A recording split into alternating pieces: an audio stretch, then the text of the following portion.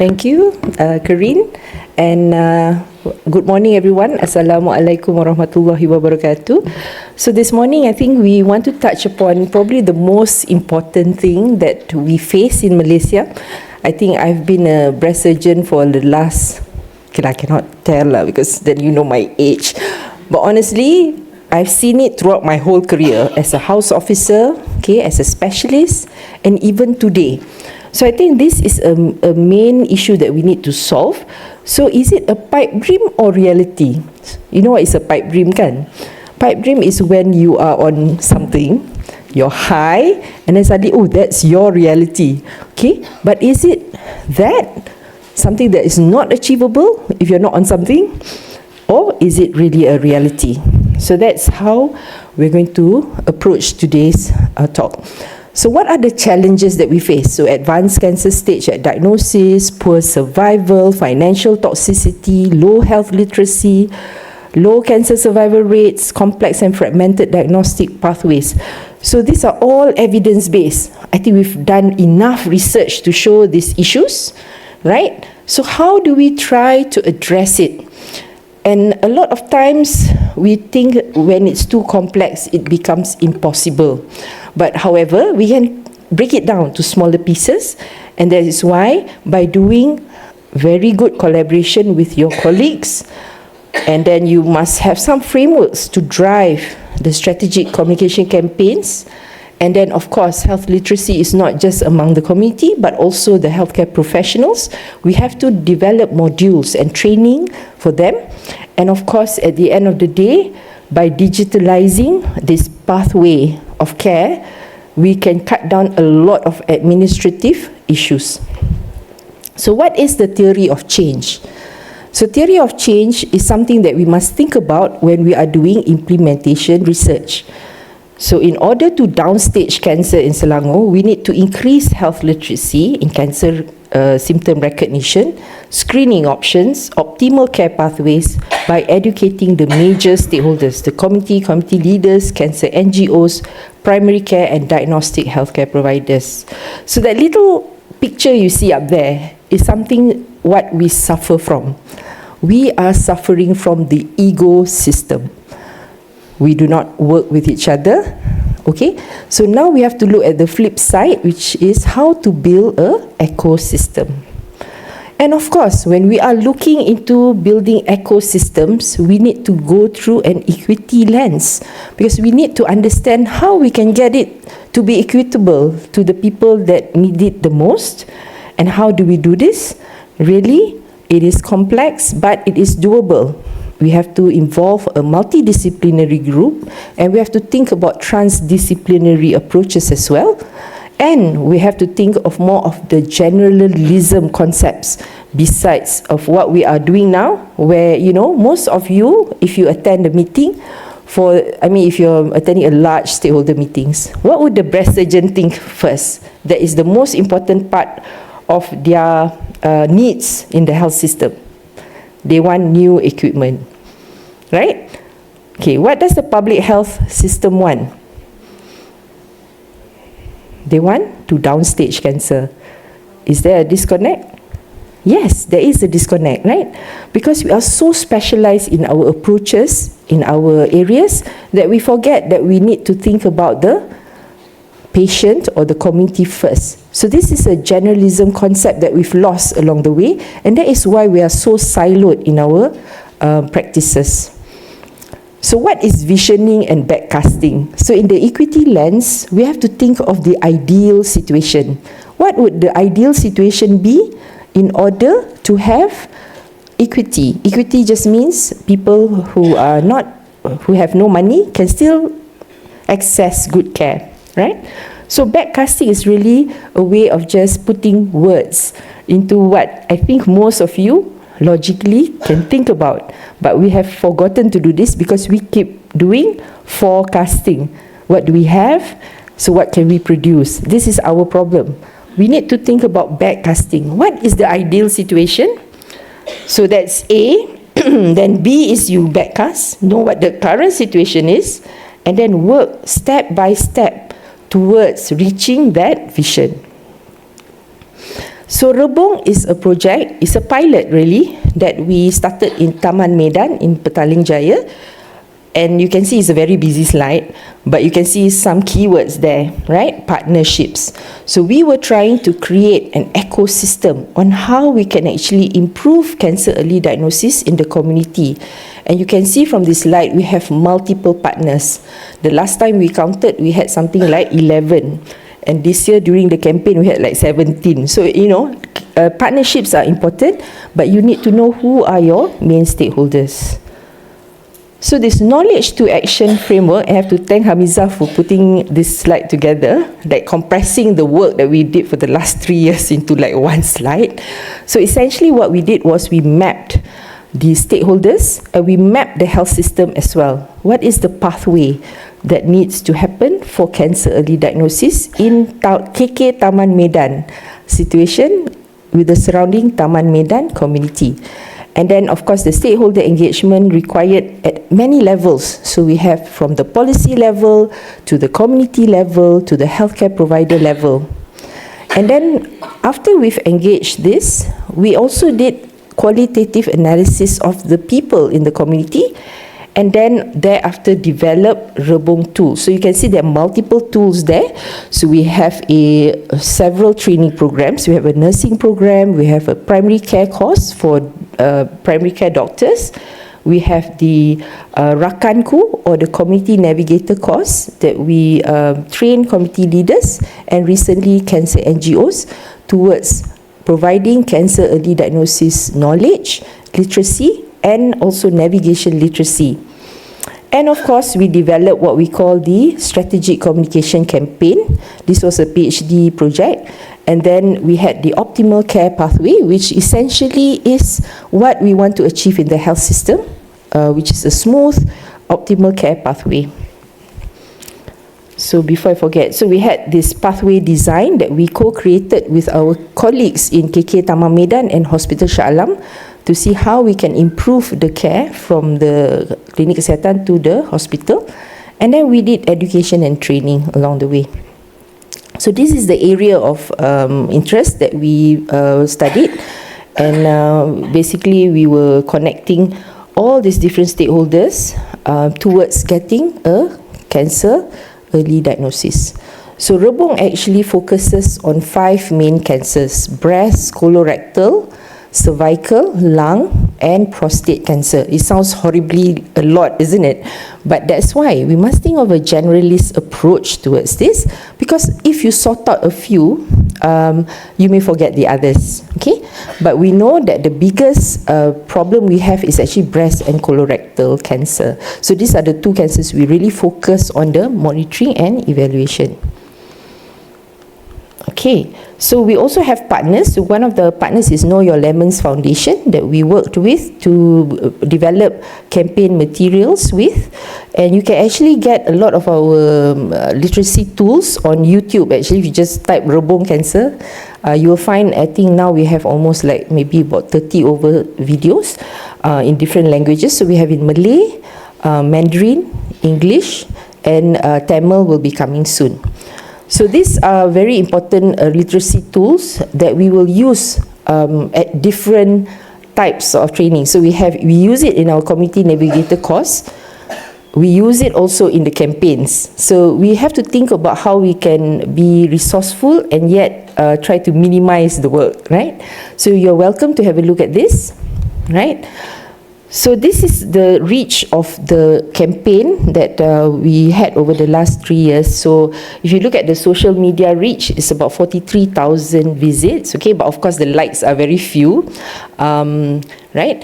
And we also put videos on the YouTube, like our primary care course webinars. So we also have some likes there. We've reached about 655 people in the physical campaign. We have about 17 participating stakeholders every time when we do the campaign. And then we are working on breast cancer, Know Your Lemons, Rakanku and Cancer NGO outreach for the future with the World Breast Cancer Alliance. So we have about, in the first time we did with the cancer NGOs, we have about 515 reach of these materials. And in progress, we have actually engaged about 30 breast cancer NGOs in Malaysia, 5 MOH breast surgeons, and 1 from the College of Radiology.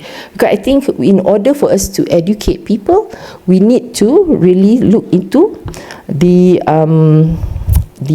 how do we approach in a multidisciplinary way. And of course, our breast cancer NGOs would like to be part of the World Breast Cancer Alliance. It's like a global effort to actually reduce and downstage breast cancer in the lower middle income countries. Okay, so just a little bit of introduction. We do have several courses that we are doing, because at the end of the day, Rebung is a pilot project. So we have to look at our sustainability. What will happen? Because what happens in a lot of university research is that you do something, and then once the grant is gone, that's it. Goodbye. Nothing happens to the community. So we are actually going to work with National Cancer Society, with Rakanku, to produce more community leaders and cancer NGOs trained in cancer early detection. Because right now, a lot of the navigation is happening in the hospital after diagnosis. We must look into the pre-hospital aspects of navigation, because it's not easy to navigate the hostile health system to get a diagnosis, and it's also very costly. So this is one of the projects that we will continue with National Cancer Society, and Prof. Hyrene, a family medicine specialist, is our course director for this. And then we also have the primary care course. This is Prof. Suniza. She runs this course. Like this year, we have it twice. I will show you some of the impact numbers that we have. And this is Dr. Chui. She's from the Nursing Science Department. And we are also partnering with Know Your Lemons Foundation to run a breast cancer. And last year we had cervical cancer added on, and this year colorectal cancer short course for community nurses. So our dream, or our pipe dream, on the vision, is that the nurses is a really untapped resource that we have in the community clinics, because a lot of times they do not know how to talk to patients about, okay, what happens after abnormal mammogram. So when they've gone to the hospital, what happens is that they actually see how the biopsy is being done. So they can allay a lot of the fears of the people who need to go for further treatments or further diagnostic procedures. So the dream is really to work together, and I think we have actually had the engagements with Jabatan Kesihatan Negeri Selangor. So we are going to actually train another 30 nurses as trainers, because the dream is we have an ecosystem of diagnostic centers linked with their community clinics. So at the end of the day, the nurses may really be the key, okay, to really help us push the agenda of getting people quickly through the health system. So this is how the care pathway looks like between KK Taman Medan, because what we have done is we've provided mammograms in KK Taman Medan from Beacon Hospital through the LPPKN subsidy, mammogram subsidy. So we know that every year we get funding from Ministry of Women's to run mammograms programs, but it's not really reachable to the B40 in a sense. So where can we find the B40? In the KKs, right? While they are doing their other issues like maybe upper respiratory tract infections, they also get to do their screening mammogram. Okay? So just to show some service outcomes that we've collected over the years. So the number of primary care providers that we have taught in the course. So the first year was a pilot, so there was only 8 from KK Taman Medan. The second one was expanded to about 65. And this year, about 100 actually registered, and we actually provided free registration for the Ministry of Health doctors. And we can see that most of them from the Ministry of Health. And you can see that we do still have some GPs registering as private candidates. I mean they have to pay. It's actually very cheap. It's only 200 for a 6-week course, right? But this is the reach, and we actually do echoes with the community. And this time we had about 207 attendees for our eye echo that was focusing on lung cancer. So Dr. Anand was also one of our panelists talking about how we can improve lung cancer diagnosis and screening. Okay, then with the number of nurses trained, so we've also got them funded this year, 30 of them that will be trainers eventually, because we are trying to create an ecosystem here. Okay, and after that we also have the number of breast cancer doctors participating. Okay, this is actually in collaboration with City Cancer Challenge, where we did a MDT echo in 2023. We reached about 534 practitioners over 6 different webinars. Okay, and this year we have a service MDT happening in the Ministry of Health Hospital, led by Dr. Vaishnavi from the Ministry of Health. So what are the other service outcomes? So we have 5 minutes left. So the service outcomes really is to track what we have done in KKTM in terms of their data returns. So every year they collect this data, right? So you can see when we want to do clinical breast examination, it is an evidence-based, reduces mortality for women above 50. Unfortunately, you can see that only about 5% of women aged 40 and above actually gets a clinical breast examination in KKs in the past. After the intervention with the nurses and the optimal care pathway and the family medicine specialists, we've increased the proportion to about 17% in 2022 and now about 19% in 2023. And you can see from the mammogram, we always say, orang miskin jahat tak? Orang miskin tak nak buat screening, okay? But if you go to the KK and then suddenly you offer it to them in 2022, and I have to say this is only between like June to December, okay? About 73 women actually took up the mammogram, okay? And after that, we left the clinic, we left them to their own devices, and in 2023, about 40 of them still continued to asked for a screening mammogram, actually did the screening mammogram. Okay, and then sometimes there are always challenges that we face. So for example, the challenge we faced was we couldn't get free ultrasound for the screening mammograms that's funded by LPPKN. So one of the NGOs came in to actually fund the ultrasound. So you can see the numbers that we had to refer to Hospital Shah Alam for ultrasound dropped. The year before was about, I think, I can't see now, maybe about 20. The next year was only about 6. So we find that we need to find ways to collaborate. Because if you look at their colorectal cancer screening in KK Taman Medan, I think this 1,000 over IFOBT in 2022, I think we'll have to give the the one who championed it is actually our family medicine specialists and their MOs, okay? So they actually got about 1,000 over, but look at how many colonoscopes they had, 118, okay? And we've created this pathway with Hospital Shah Alam, and at the moment they are able to support that, but you can imagine the sheer stresses on the health system when you do screening, right? You need the follow-up tests. So we did try to get colorectal colonoscopes in the private sector, but there are a lot of issues. So for example, liability. The surgeon and the gastroenterologist do not want to find themselves with a perforated gut after colonoscope and having to deal with the issues after that. So this is something I think if we can solve this, I know that I don't know whether anybody here can talk to YBMK about, public-private partnership. We need those colonoscopes and biopsies. We need those mammogram, ultrasound and biopsies in the private sector, because actually the government actually provides good surgeries, oncology treatments, which are quite timely because they have KPIs, but the diagnostic one is actually the problem. Right now we're doing the qualitative study on the implementation outcomes of the study. So I think we don't have much to share right now, but we hope to do that maybe in a year's time. So really, I think we need to think about how we can start something. That means by backcasting. We need that vision. Where do we want to reach? Okay? So based on this pilot, the question to you is it really a pipe dream or is it reality? So I think that is the answer you have to ask yourself. And guess what? We can actually, unfortunately I can't show you. There is this National Institute of Minority Health and Health Disparity Research Framework that you can probably Google. Okay, I'm sorry, I don't know why it turned out that way, unfortunately. But you can break down those things that seems to be so complex to actually have an equity lens towards implementation research. Okay, my last slide is that, this is from The Greatest Showman.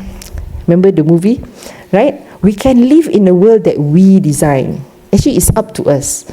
So if we go back and think about our role in the cancer control space, I think we will do better in our country. So with that, I think the sustainability of the Rebung project, in terms of the care pathways, is really looking into how we can do health system coordination and management in the Klang Valley. And we are still waiting for our MOU with Ministry of Health, and we are happy to report that we have already completed the situation analysis last year, and we hope to see more engagements this coming year to show you that we can really do it. We can design our future. We can change things, right? Okay, so this is all the people in Rebung. So the many of them, I don't know, they're so stressed out doing their work and doing this Rebung thing. But I think they might be quite happy that it's almost ending. But too bad, they're actually still in the project. Okay, so these are the awards that we got. So we're quite thankful that, you know, I think it really required a village to do what we did. So like the primary care course required like 30 of our specialists to actually pull in our resources to put up a very good online program. So you can please email us if you need more information about the projects that we have and the trainings that we have. And I think we had a lot of funding. We're very grateful that we have also secured one more funding from Quite honestly, it's not easy to get grants these days. Okay, so with that, I would like to also acknowledge the very collaborative spirit of Ministry of Health. I think we've been working very closely with them on the ground, and maybe after this I could take some questions, because I think we have about 8 minutes left. Yeah. Okay. Thank you.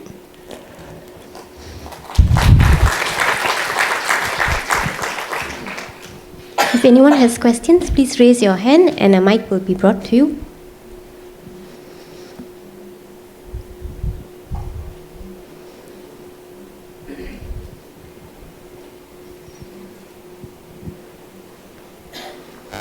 Hi, morning, Prof. Hi, I'm Liu here, General Surgeon from Temerloh. Prof, wanted to ask your Rebung project, is there any future plan to expand to other states like Pahang and Temerloh? Okay, so this is where I think the scaling up is very important. And I think if you all were at the LT6 yesterday with Dr. Aruna Chandran, right? So you have to think that every place is going to be different. Everything is depending on the context. So whatever you're doing in Temerloh, the way that the health system works also may be completely different, right? So I think maybe Rebung serves as a framework of how you can approach in cancer control in your situation. So I would suggest you can contact us later, Vincent. I know you very well. Okay, but essentially the materials are all online. YouTube and everything is all there. What you could do is to map out your system. So one of the projects that we will be doing in the Greater Petaling is actually to map out and actually scale up that care pathway that we talked about, like how to bring LPPK and everything close together. And we do hope, because City Cancer Challenge is actually not just the health system, it is also the state government and the other sectors, public and private as well. Maybe we can plug in other resources. So I would suggest this work is still in progress, Vincent, but you're welcome to use whatever materials. Do come and talk to them. You can see Hamiza, she's our project manager. You can talk to her and maybe get some of the materials from us. But the courses is open. You know, the primary course, Prof. Suniza, you can ask Prof. Suniza when is the next course, and you can get all your MOs trained. Okay? We have time for another question. Hi, Prof. Good morning. I'm Ellie. I'm from Code Blue. So just inquire, through your findings, you find that ladies, especially 40 and above, are not doing their screening. What is the primary reason for this? Is it financial? Is it the aspect of being shy? Or what are we looking at here? Okay, I think if I were to answer that question, it's actually multiple reasons, right? But I think one of the issues here is financial aspects of it. So we always say that people don't want to be screened, don't bother about screening, right? But when you put it in the clinic kesihatan, they actually took it up, right? But obviously there are enough data to show that MOH programs have been happening over like many years, but the uptake is still very poor. So for example, the IFOBT, if I'm not mistaken, the uptake is like less than 5%, if I'm not mistaken, right, in the KKs. And there has been studies already to show that doctors' recommendation is a very important thing for them to uptake the screen. So I think the white paper, Malaysia's white paper on enhancing primary care is so right on the dot. I think this is what we need to do. But from the course that we did, we find that the knowledge of general practitioners on cancer screening is actually quite low. So for example, people are still doing tumor markers. Tumor markers are something that is not sensitive enough for screening. So it gives a false sense of security when it's normal, right? And when it's abnormal, it could be falsely positive and cause someone's nightmares for 3 years. So this is the issue of how we should train our primary care doctors first, how we should include all our general practitioners into the loop. The care pathway should include all the private sector doctors. And I have to say, the challenge that we face running this program is actually getting engagement from the private GPs. We only managed to get them in through the training, but to actually bring them into a pathway.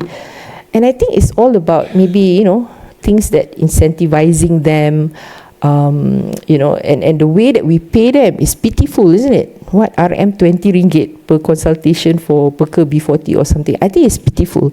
We're not respecting the fact that they are trained doctors that probably need to upskill a little bit for cancer screening, and they can be a formidable workforce, I think, if we include them. The other challenge that we face, see, I'm answering all the challenge question, boleh ya? Is that the Ministry of Health is facing the same thing in all public sectors. It's the fast turnover of doctors. When we are doing this project, we had to retrain the doctors in the KK, for example, of the pathway. Like every 6 months, there will be a change in person. And this is also the same in Hospital Shah Alam. And we've lost like 2 young surgeons to private practice recently. And these people could have even do subspecialty training later on, So I think we need to really address this upstream issue of human resource in the public sector.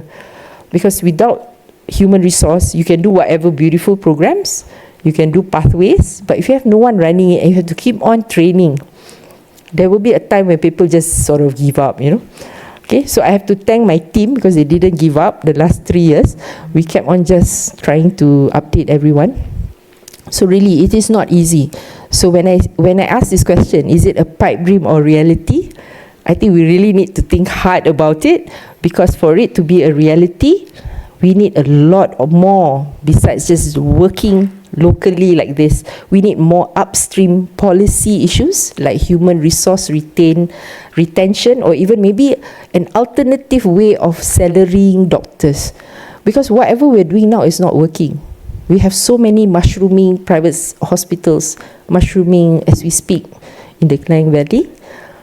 So it is a true issue, and I think working on the ground for the last 3 years, I think is this betul lah. You don't need data. You just go there, try to talk to someone. Alamak, okay, this doctor has moved to another place, or has quit to private sector. So it is a true thing that I think is a critical point right now. If you don't do something now, it is just going downhill from here. So sorry to be the ingat nak bagi hope tadi, tapi tiba-tiba dah jadi, dah jadi hopeless. But honestly, I hope that this type of meetings will inspire everyone in whatever roles you do. All of us play a role in anything that we do. We are actually important. We need to think about how we can enhance our role to work together to actually get there. So I do hope the policy makers here, actually Dr. Faisal memang ada kan kat situ kan. So anyway, we do need to sort out the upstream issue. So I hope that long answer answered your question. Okay. Thank you for the questions. Thank you, Prof. Aisha. Yeah, sure. Thank you. I just wondered about the perspective, social perspective and community perspective regarding this early diagnosis of cancer in Malaysia. Can you just give little bit explanation why the social media, reach is not expected level as we expect in our country from Bangladesh. Other things, in Malaysia, what is the status of gender perspective? Is there any, initiative from the government to, in coordination between gender leadership and, cancer diagnosis campaign within your system? And finally, I think Malaysia is a very religious country in terms of the, my understanding. When I look at the people here of different issues, what is the role of religious leader? Do you think that is it good enough in Malaysia, or do you need more incentive engagement of the religious leader for early diagnosis, especially for coming to the healthcare centers and having this type of overcome this social obstacle? Okay, thank you very much for your question. I think just to sum up, I think the Ministry of Health does have policy documents that actually states out what are the implementation plans.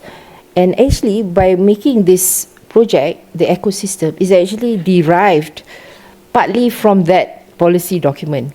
So I think the issue here is, yes, the government can make policy documents, but the implementation part is actually the issues. So how people work together is something that I think we are still learning how to do that. And I think this meeting is actually a good start to trying to get people together, because we cannot expect everything from the government.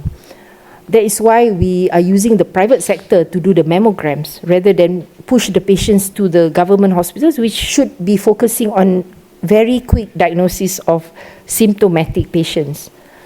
Okay, I'm sorry, I may be talking about medical jargon, but I think what you said about religion is so important. So actually, I didn't have time to really elaborate very much. But the campaigns we had, the first one in 2022 was actually in a masjid, because what we wanted was to reach to people that we don't usually reach in normal health campaigns. Because the same people will attend the health campaigns, but the people who need it the most are not attending. So what we did with the masjid was that they have this period of getting people to collect their zakat from the masjid.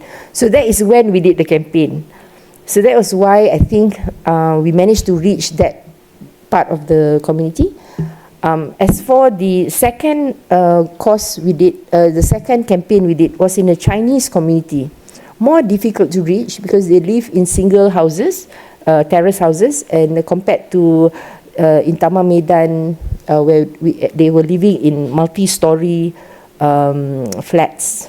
Okay, so it's difficult to reach them to come for the campaign. So this group in Kampung Cepaka, we actually talked to the Buddhist temple and the churches, and the people that we train as Rakanku, community navigators. They don't just navigate, but they are educating people too. So part of the social media campaign that you see was actually people reaching out through WhatsApp. We had from the first, the PhD student I was saying, the campaign that we did in the first year, the Rakanku was actively pushing out messages to their community, and about some of them are reaching total about 7,000 people per cancer that we took out every week. So I would say we have to address the, of course, the religious societies, and actually it's in our policy document. So for some of you who have not read the policy document, just read it and see where you fit in the whole picture, okay? And I think Ministry of Health, like what they did in World Cancer Day this year, was to bring all the NGOs together and sort of map out what they were doing. And I think the next steps from there would be to see how everybody can work in unison. And that is the challenge. And I think we are looking to Ministry of Health for leadership to actually get us all together. But we have little projects like the City Cancer Challenge, for example, where we're actually working with our MOH colleagues to actually work out a pathway, coordination, and of course digitalization at the end of the day. So I'm sorry, there's so many things to talk about. I don't think I will be doing justice to your question. Thank you. Thank you, Prof.